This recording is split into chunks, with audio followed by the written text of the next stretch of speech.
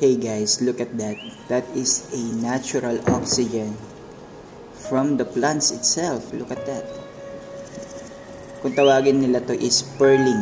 Yan yung mga bubbles na nakikita nyo. Yung mga bubbles na lumalabas dito sa leaves. Sabi nila bleeding daw to. Etong plant na to, matagal na tong ganyan. So, I think this is not bleeding, but this is actually pearling, which is the process of oxygenation galing sa halaman. So we all know that plants breathe carbon dioxide and they release oxygen. So that's the reason guys, even though if this tank, kahit hindi natin siya lagyan ng air pump, is oxygenated yung tubig niya. Why? Because yeah, they benefit to each other. Yung fish, nagre-release siya ng carbon dioxide.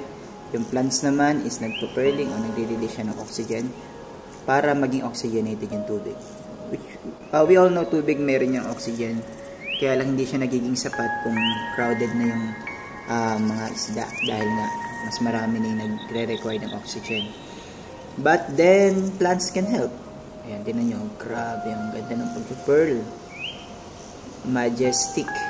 Look at that bubbles, guys. Majestic. So majestic. So nilagyan ko siya ng air pump kasi 5 gallon lang to na hitik sa napakaraming mga baby swordtail. And para masustain natin yung oxygen, although buhay naman sila kahit wala tayong air pump, pero nilagyan ko pa rin. Kasi nga yun, guys. Look at that. Wow, look at that. Grabe, ang ganda. This is why I love fish keeping. Kahit pilit ko itong ginikwit, hindi ko talaga lubusang mabitawan na. Kasi talaga namang nakakasuit ng stress. Grabe. Tapos papanoorin mo to. Kahit maghapon ka siguro umupo dito kung wala kang gagawin ko manood lang ng manood sa pinaggagagawa ng mga isda kong to. Grabe. So do you have your setup? Please share it here in the comment section o kaya dito sa group. I want to see your setup, guys. God bless. Peace out. Simply Fishy PH, follow me and subscribe on the YouTube channel. God bless you, everyone.